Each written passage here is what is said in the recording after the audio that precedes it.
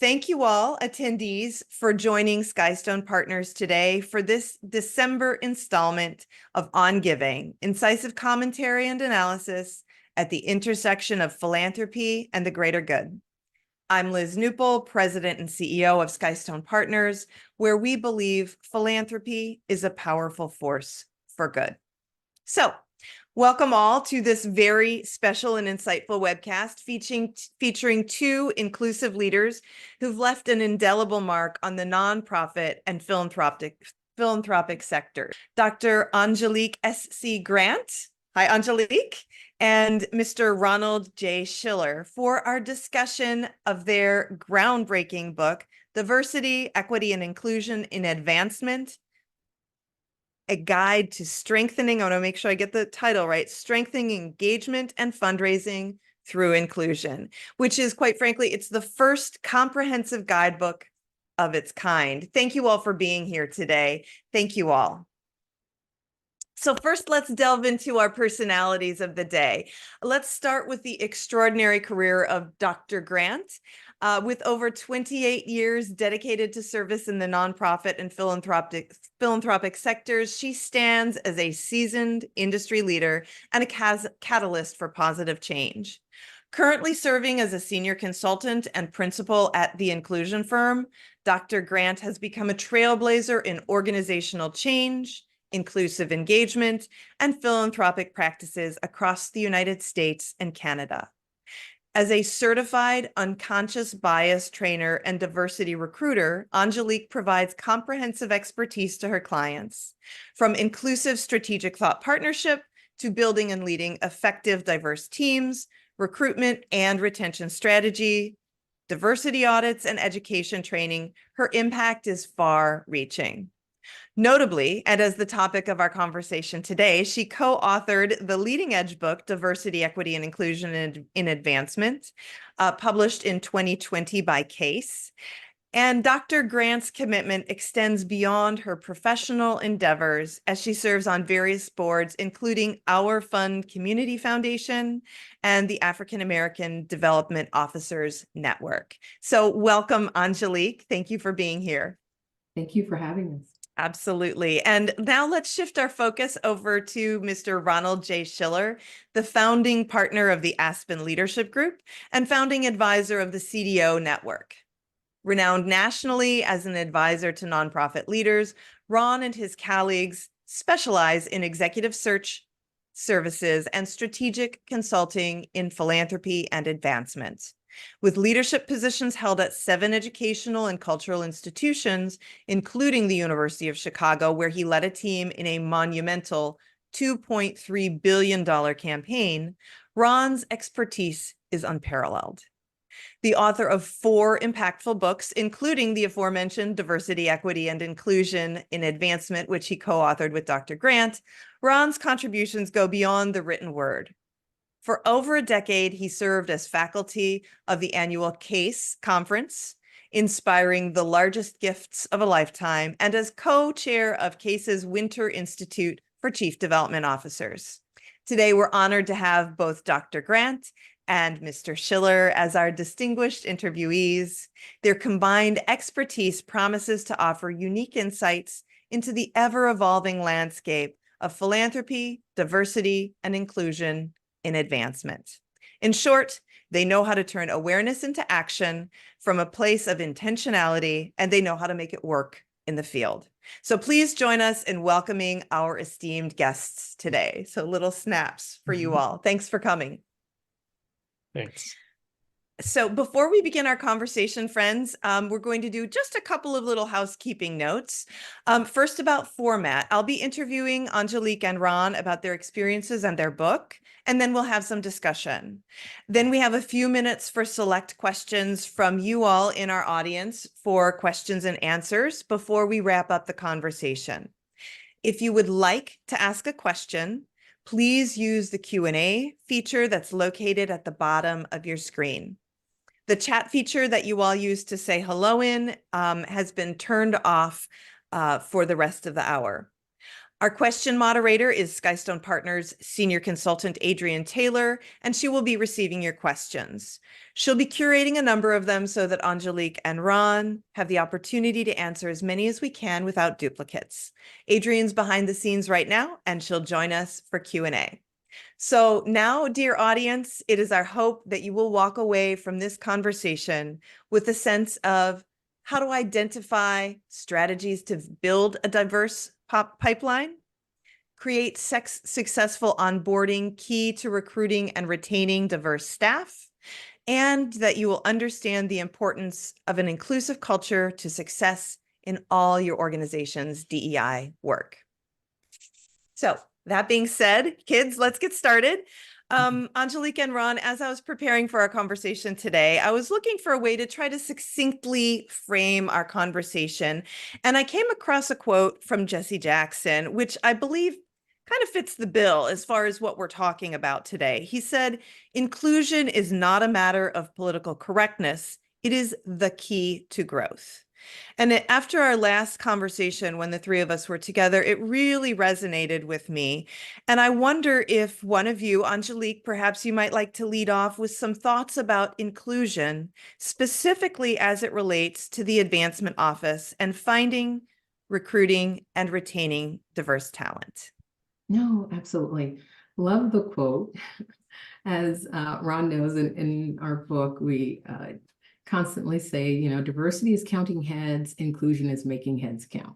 Right. So when you start looking at and grounding your work in inclusion, you are really integrating it throughout every aspect of whether it's operations, talent management, the externally facing work that we do in the nonprofit field, right? Because we oftentimes leave that last, right? So it's the workplace, the internal and the external pieces of it all.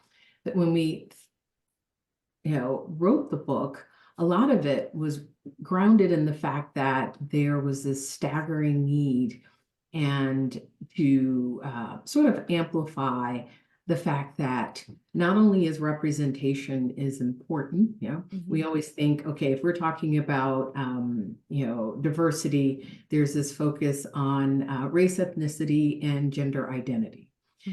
Generationally, we look at it and define it quite differently because back then it was diversity and inclusion, but then equity kind of came into play, and then accessibility and belonging, all and justice, right? All important, concepts, things that we need to keep front of mind. And the mere fact that when we start thinking about the inclusive piece of it all, we felt like that was the binding thread with all of the above. Not only especially, with the recruitment aspect of it as well. So Ron, did you want to add to that? I'll just add a little bit on why we wrote the book.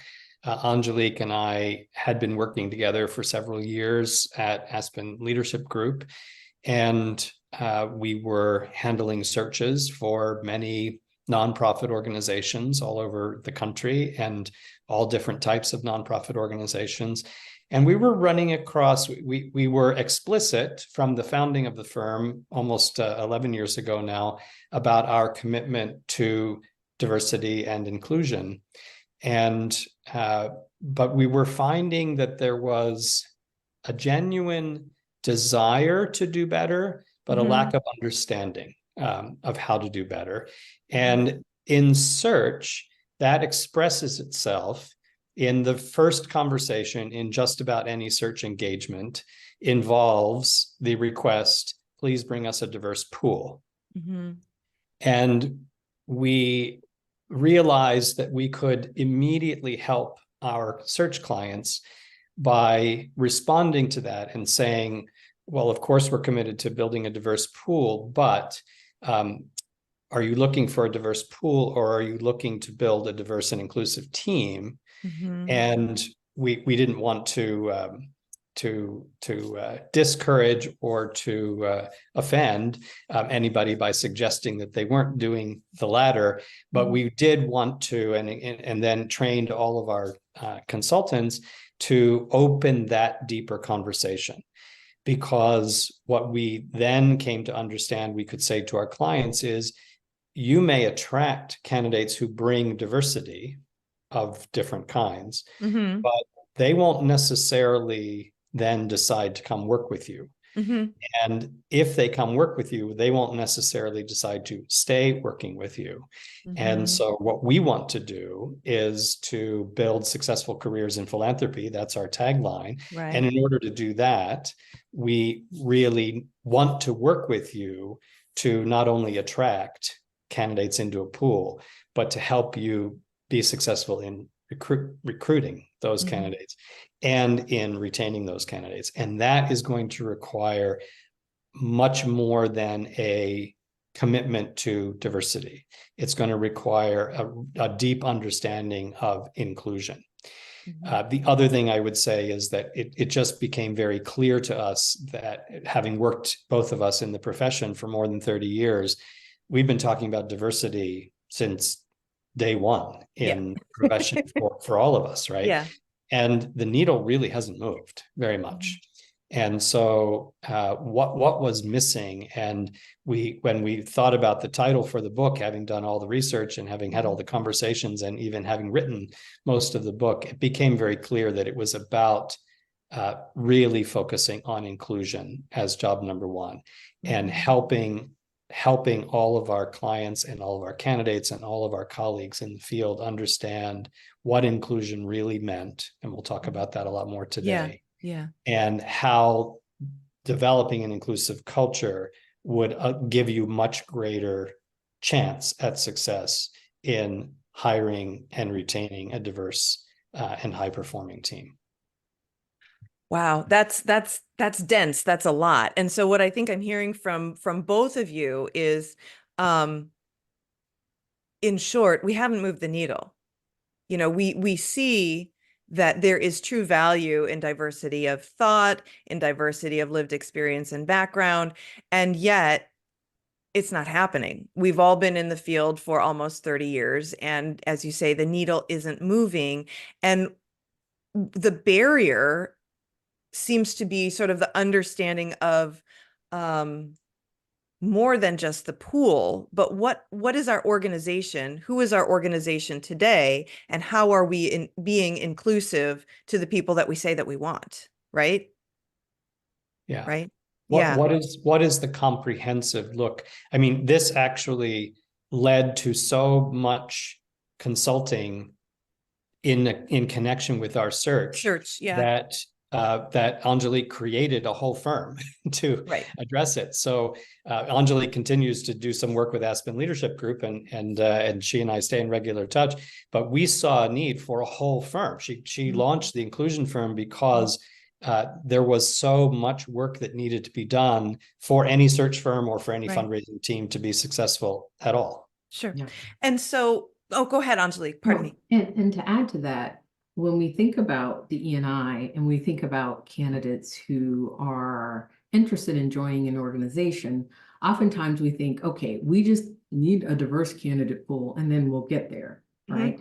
You heard Ron say you need to want to hire someone who's diverse. Going back, defining what does diversity mean to you, both from a diversity, equity, inclusion standpoint, because it's different per organization, per individual. What does it mean to that search committee, that leader, that organization? And then, you know, if you were to take a step back, then how are you going to bring them in?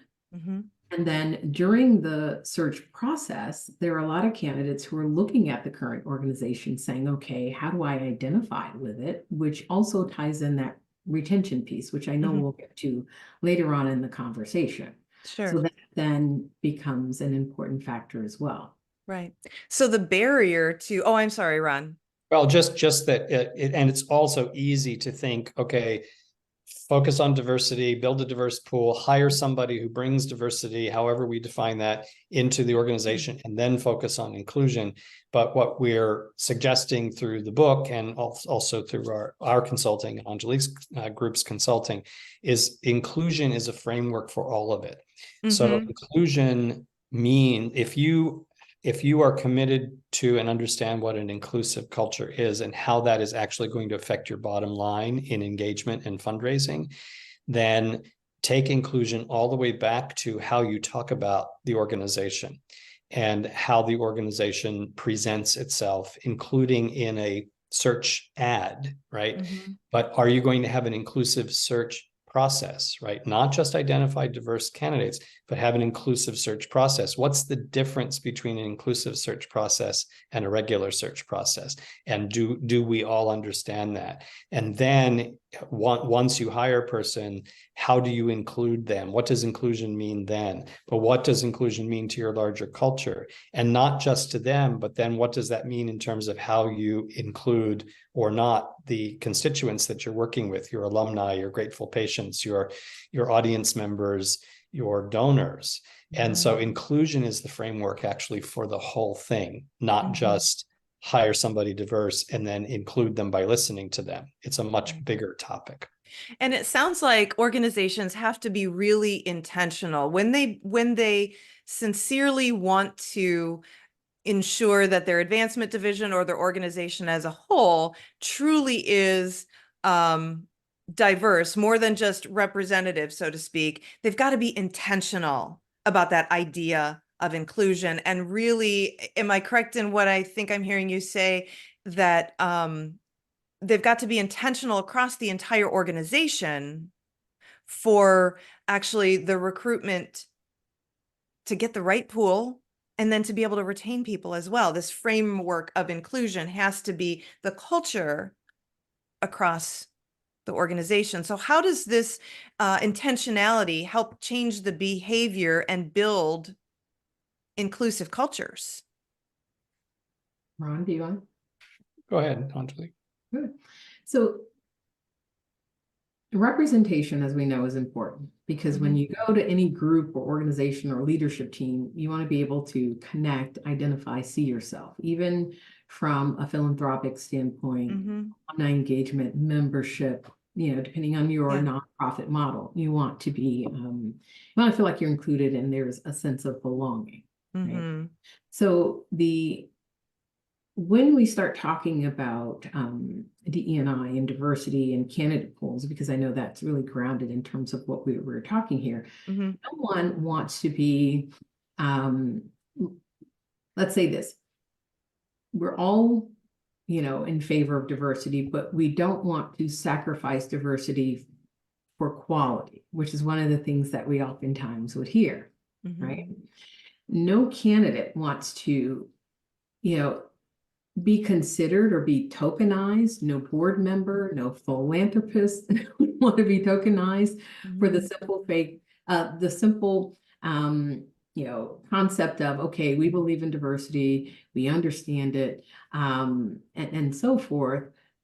Because I am brown, a woman, depending on your gender identity, I am now a part of, whether it's a search process or a board membership, if you may, am now the in-person or the favorable candidate or that as a result of DE&I.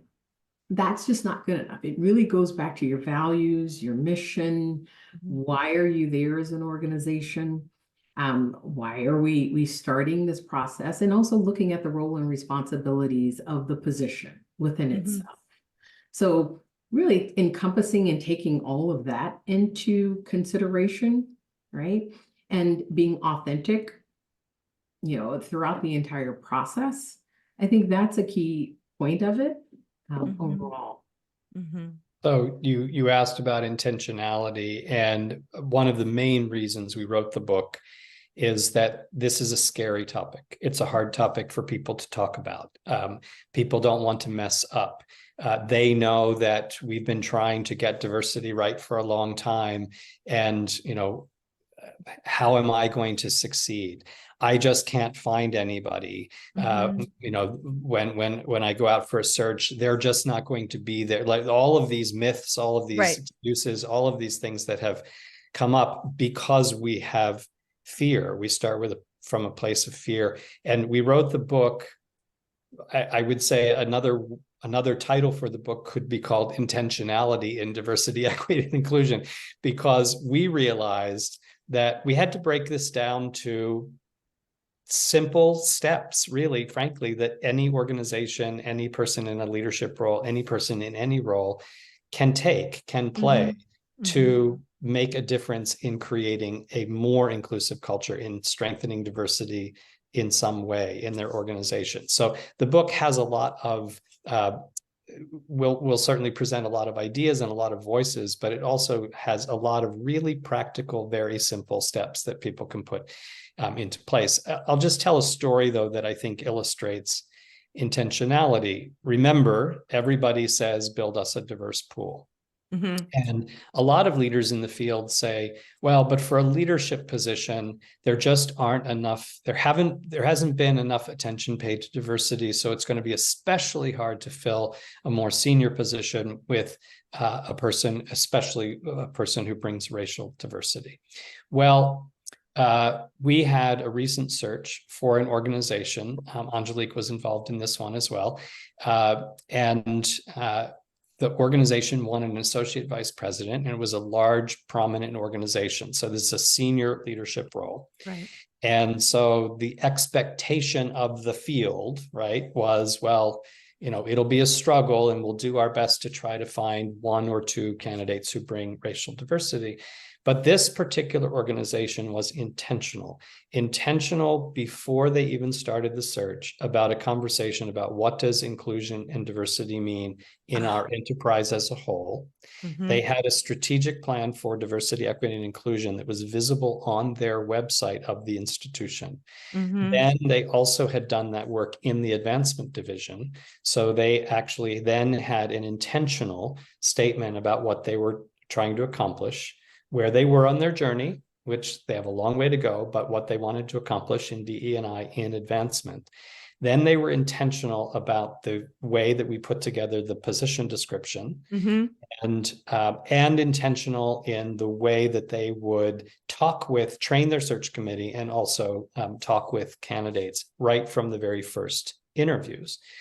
We presented a pool of 12 candidates. 7 of them were people of color, and they narrowed it down to 4 finalists, 4 of whom were people of color, and they therefore hired somebody who was a person of color.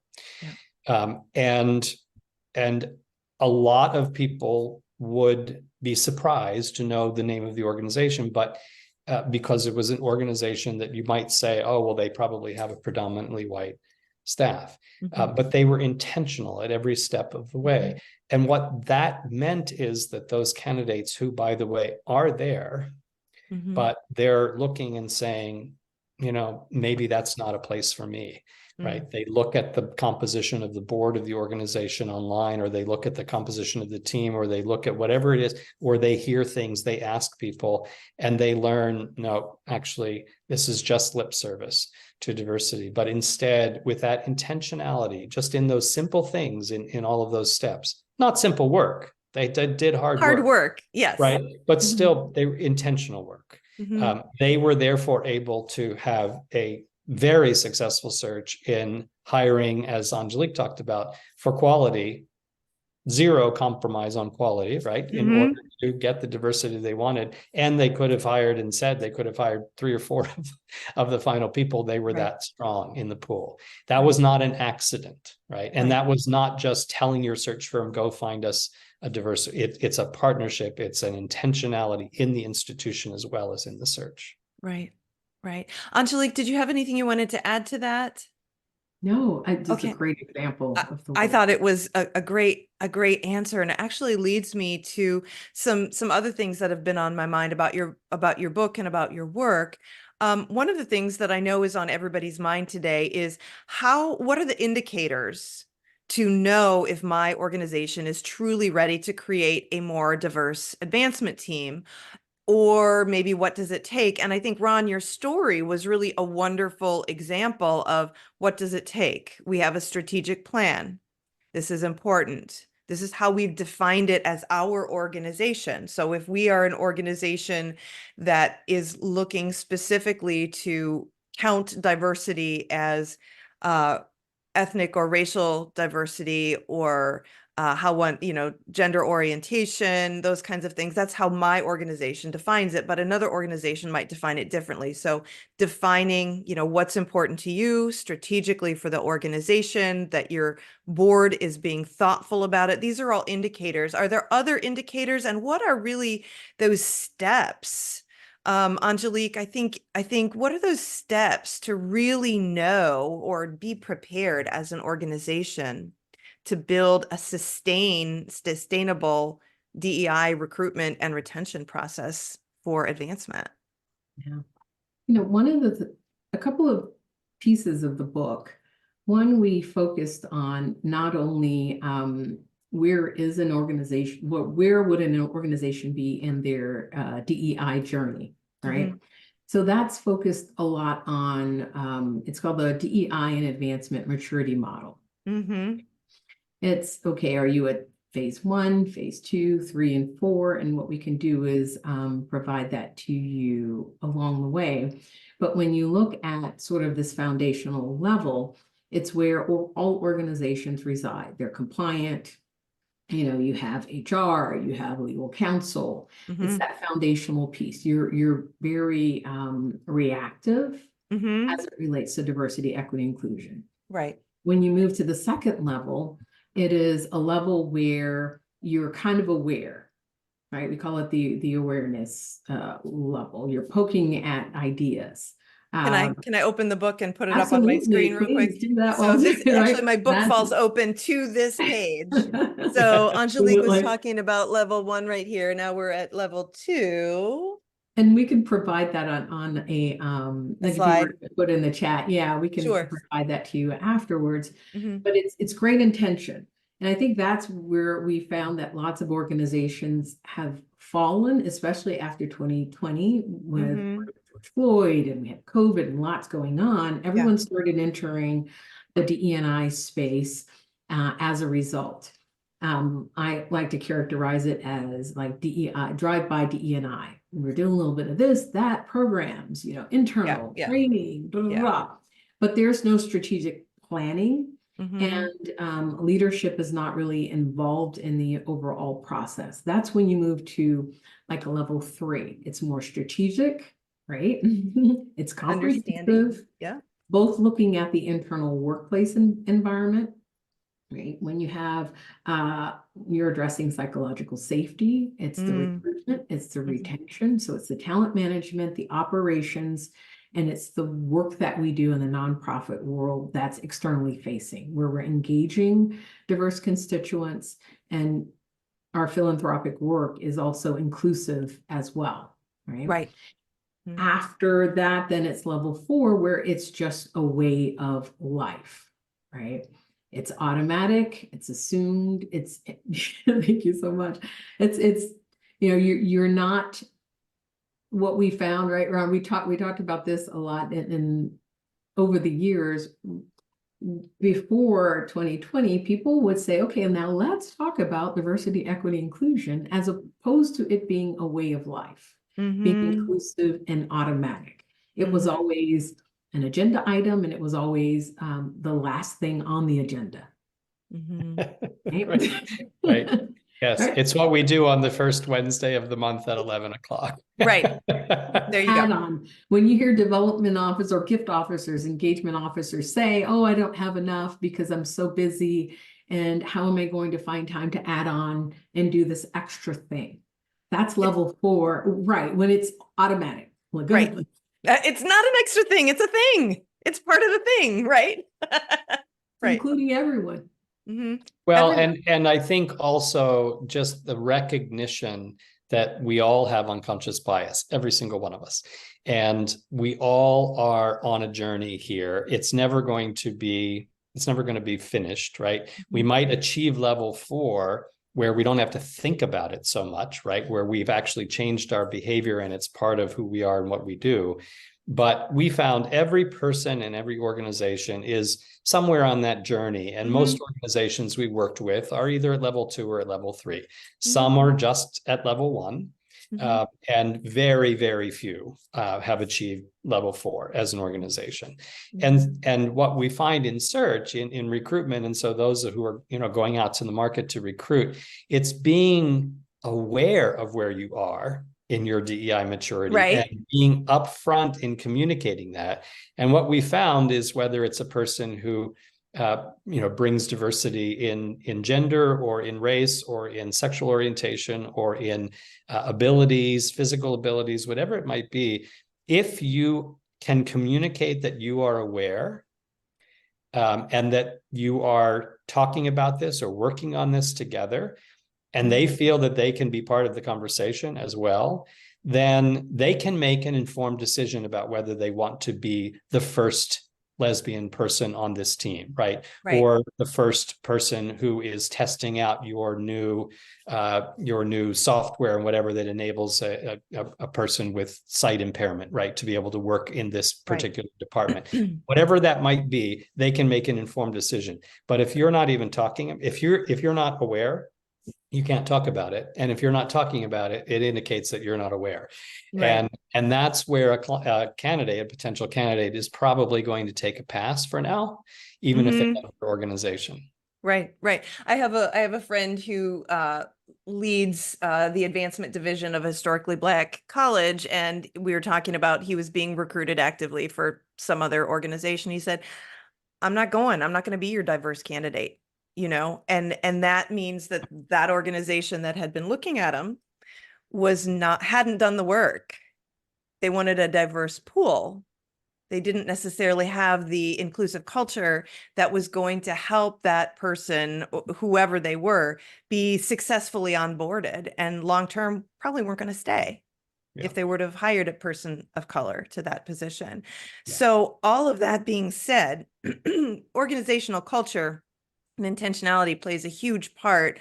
I wonder, and I did mention something about, onboarding, what that looks like. What are some, once you've successfully identified and recruited diverse candidates? So let's say the organization is at level 2 or level 3 in the maturity model. They know who they are. They know what conversations are important. They're building the culture that will be inclusive, and they've identified and recruited a person who is different than many other people in their organization potentially. What does successful onboarding look like if you're looking with your eye on the prize of retention? With onboarding is different than orientation. I think there's still a large group of organizations who think, okay, we have this one day where you learn about benefits and where to park and all that good stuff, which is important, absolutely. But onboarding really should last about a year or so. When you look at the statistics in terms of SHRM, it's the HR Society of the world. Yeah, a lot of people have heard of SHRM. Candidates and people who have been hired within the first 6 months, they're determining whether that was the right fit for them, if you may, right fit, as a lot of people like to use. Did I make this next step in my career based on my first 6 months of my experience? Right. That's still a part of the onboarding process. Yeah. Orientation is that one day. Onboarding should really expand to about 6 months to 12 months or so. And it's not only learning about where to park and all that, but it's what is our culture, what are our values, who are our donors, what's our community in terms of not only local but global, our mission. And that helps individuals to understand not only the written rules, but the unwritten rules, because there are always unwritten rules to every organization. And that's where that cultural piece reside. And how do we communicate it both internally and externally facing? Are they saying it because, okay, when I was hired, you stated that these were your committed values and you were, passionate about it. But after the first 6 months, 12 months, I don't quite see that happening in action, right? What's the behavioral pattern of that? So helping new employees understand when it shows up and how it shows up is in actuality a part of the onboarding process, not only from a collegial standpoint, Yeah. but for meeting people both from the local community, whether it's alumni, members, board members, and beyond. Yeah. Great. I think Thank you. also taking apart this word culture a little bit can be helpful. Mhm. As we dug into this in our work, we saw that people like to use this word fit, right? Mm. They're a fit with our culture, or they're not a fit with our culture. And the way that we now gently push back on that is to say, okay, there are shared values of your organization, and you should be very clear about what those are, because they contribute to your culture. And you should insist that someone who's going to be a part of that team and a part of that organization share those values, Mhm. that those are things that all of us share. But in some other ways, by definition, your culture will change with every single new person you bring into the organization. And so or you can resist that. And if you resist that and it's not part of your core values, then you're basically saying you don't belong here, right? Now, if you don't share this core value, then in fact, you don't belong here, right? We all share these core values, but we're going to expand. We're going to go into every hiring situation expecting our culture to change. Wow, right? There's a concept.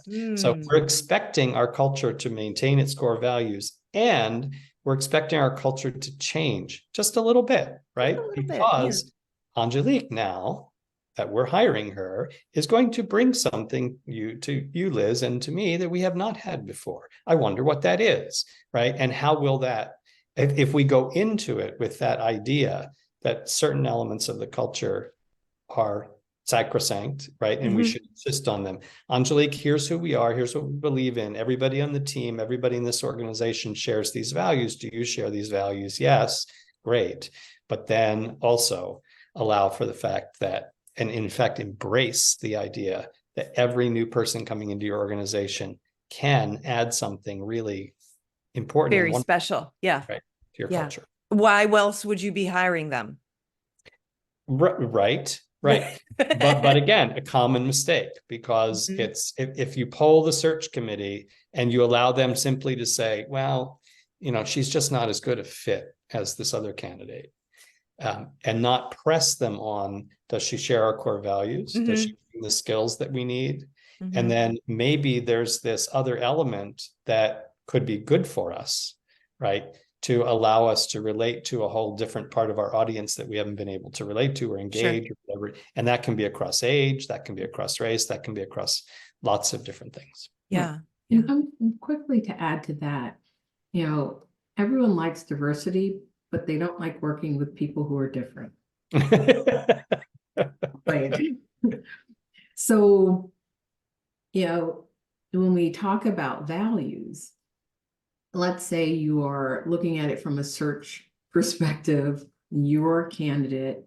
When you are a candidate, it's important to ask about values, right? The institution will have values, but as a candidate going through the process, consider asking, let's say you're a VP of advancement and you're interviewing and/or having a conversation with that leader.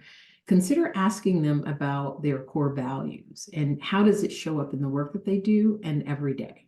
Because then we're going from an institutional standpoint to now personal core values, because your values really are a significant part of not only your, let's say, personal identity, but they shape your authentic self, because we really want to be our authentic self along the way, right?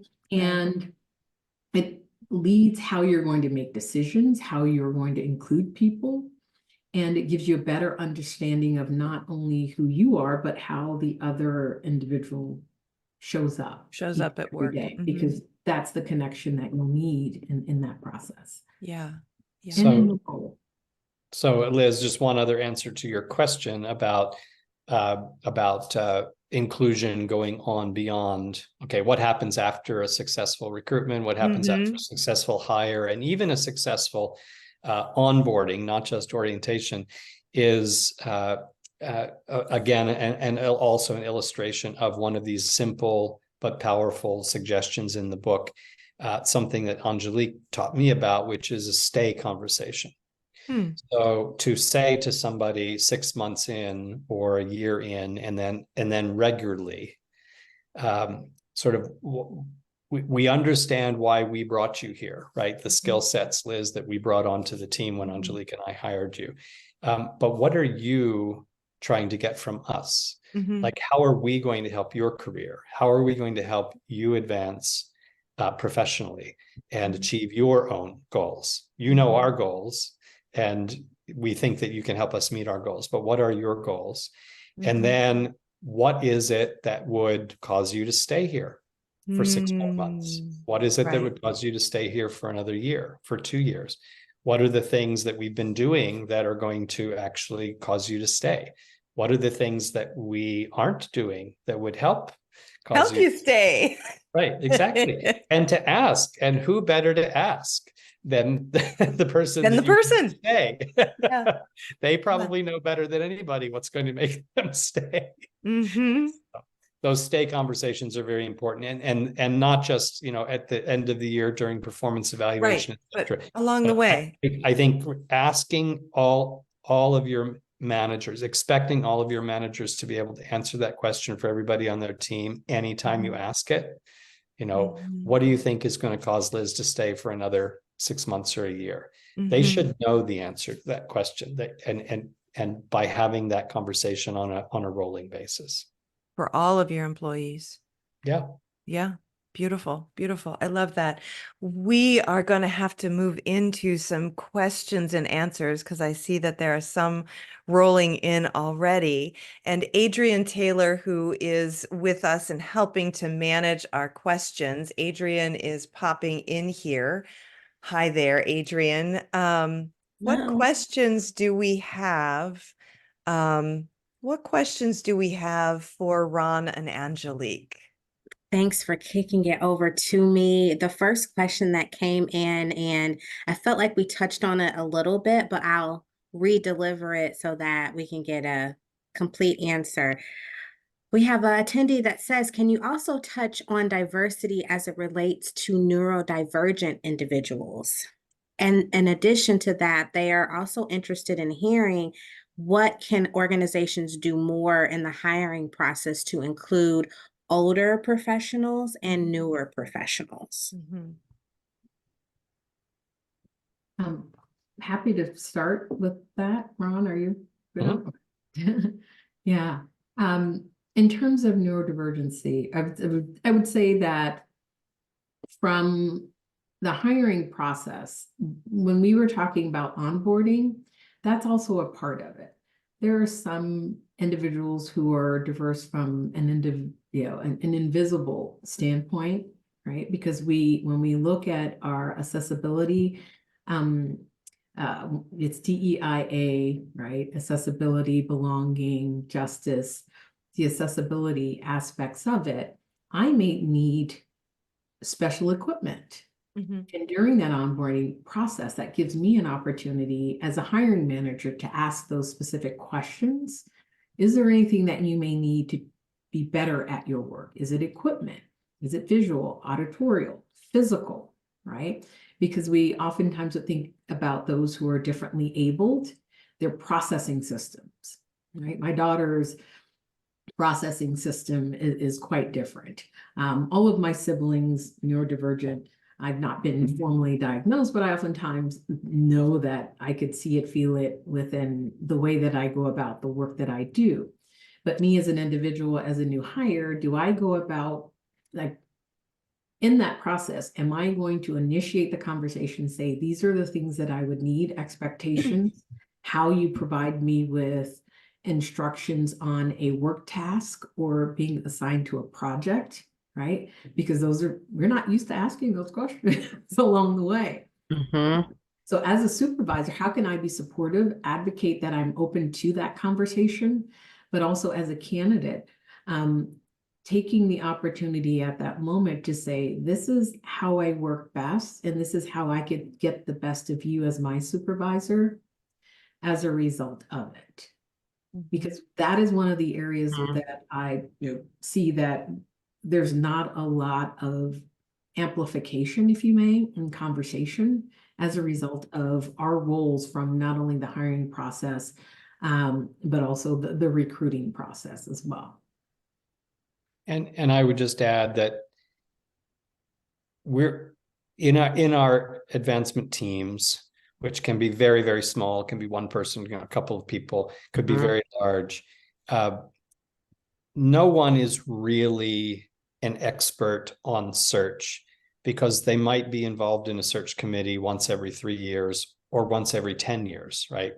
So their job is to be out with donors, or their job is to be organizing events, or their job is to be doing research really, really, really well, right? And then we pull them into this search committee, or we pull them into this onboarding team, or we pull them into this, whatever it might be, and they do it once, and we expect them to do it all perfectly, right? And that's unreasonable, because they're going to do it once and then they're. So I think that it's really important to do our best job that we can in building awareness and training well, but also having a partner, somebody on the team. That could be your inclusion council, that could be your strategic talent manager, but somebody who is an expert and does serve on every search committee, right? Or is an expert and does inform every onboarding process, because they're going to, if they're doing it all the time, they're going to remember also to ask those questions that Angelique was talking about. Do you need any special equipment? Do you need any help with your family in investigating neighborhoods that you might live in? Do you need all the kinds of things that will have a person feel much more included and actually be much more included, and therefore be much more effective for you at work? So I do think that having everybody be aware is important. But I also think we have to be realistic that if somebody's being asked to do this once every 5 years, they're not going to be as expert in it as maybe somebody on your team who could help every onboarding process or help every recruitment process. Thank you both. I have a great follow-up question, because the answer that you both gave us was more, what can leaders do? What can young adults do to advocate for themselves or bring their authentic selves to the table in this process to maybe signal, I have high levels of achievement, but I need some assistance with achieving those high levels? I'm just going to read a quote from the book that says, everyone has the power to strengthen or weaken diversity, equity, and inclusion in their organization or their community. And we really, and again, gave lots of illustrations, and there are lots of quotes from interviews that we had with people very early in their careers, very late in their careers, in very senior positions, in entry-level positions, and everything in between, because we did want to illustrate the point that we need everybody involved in this conversation. We need everybody contributing their ideas. And so, as Angelique had pointed out earlier, sometimes you just have to raise your hand. And, the person forgot to ask the question, or they didn't even know to ask the question, or they were too busy to ask the question. Well, raise your hand and say, look, for me to be successful here, this is what I need. And look, if they're not going to listen to you, or you're not going to wind up staying. But they may have had all of the best of intentions, and may be ready to listen to you, and you might just have to be the one sometimes to initiate those conversations. That's just human life. That's how it works in our families too. Sometimes our spouse or our child or whatever it is, forgets or doesn't ask the right thing. Sometimes we have to be the initiator. Yeah, I would agree with you on that, because then you may not want to join an organization that's not considerate and thinking about it from that perspective, because the interviewing process we oftentimes think is a one-way street, when it's a dual process, right? We're interviewing them as well. So you need to have sound questions at the end of the interview, as it relates to what you know that you need Mhm. be able to be successful within an organization. I think we oftentimes, BIPOCs as well as women, we hold back on saying, okay, maybe I should not ask that question. But if you know that that's something that's important in your decision-making process, you have to just move forward and do that. I will say one other quick sort of tip in terms of with candidates and asking questions. I always say, whether your interview is 15 minutes, 30 minutes, an hour, because sometimes you can't squeeze it all in, make the one question, if you only have one, make that question be, is there anything that is borderline in terms of my candidacy? Is there anything that you're unclear about that you would like for me to qualify, clarify throughout this process? Would love to hear it. Because Ron knows we've met with a lot of hiring managers and say, well, I'm not sure about their strategic ability, or I'm not sure about fill in the blank. So then this puts this in the candidate's hand, right? If you were to ask that question, so that when we go back and you have search consultants advocating for you along the way, now these hiring managers in these organizations can come back and say, well, I'm unsure about Liz's ability to fundraise. It's like, well, did you ask her? Liz, I know, right? And then Liz, you've already said, right, I gave you that open sort of opportunity to ask the follow-up at that point. Right. And I have to say, if I may say, Adrienne was a great candidate when we were talking with her, because that was one of the first questions she asked in our first in-person interview. Yeah, she did great. Great. And I want to make sure we answered that question from Zarina. I hope I'm pronouncing that correctly. Zarina, if you'd like to just give us a little note in the Q&A to make sure that we've answered your question, that would be fantastic. And can I also add just one quick thing? Your cover letter, we oftentimes feel that that's the unsung hero in the hiring process. That's another opportunity to add additional information about yourself that employers may not ask a question about. Then you kind of jumped ahead and beat them to it, if you may. Excellent. What other questions do we have, Adrienne? We So might have time for one more. We did successfully answer Zarina's question. So thank you too for that. I want to talk about getting to level 4, or get your take on, you enter an organization and you have people that are on different journeys. Do you both feel it is the people in the organization that keep you from getting to the level 4, because you have some individually that might be level 1, level 2, or is it the values that drive the organization to those different levels? Yeah, with the advancement of the levels, when you're at level 1, it's foundational. Level 2, again, understanding. 3 is more strategic. 3 is critical because you may be aware, you may have a level of understanding, but the behavioral aspect of it really needs to show at level 3, right? Working with a client where they're really interested in moving to level 4, and then if you were to poll everyone, as Ron's laughing because we've done this before, you may have a leader who's saying, oh, I think we're at level, let's say 4 or 3, and then we would send a quick online poll and ask everyone within the organization, they're like at level 1 or 2. So there's that perception of the leader of the organization, right? We can think it, but if we're not feeling it on a day-to-day basis, then what needs to happen? So going back, there's one specific client I'm working with, and they're committed to moving to a level 4. However, psychological safety is one of those biggest pieces that you may have a comprehensive plan. Your leadership team is on board, not only committed, but involved in diversity, equity, inclusion. And how is the behavior showing up from board members, everyone within the organization. It has to exude it to get to a level 4.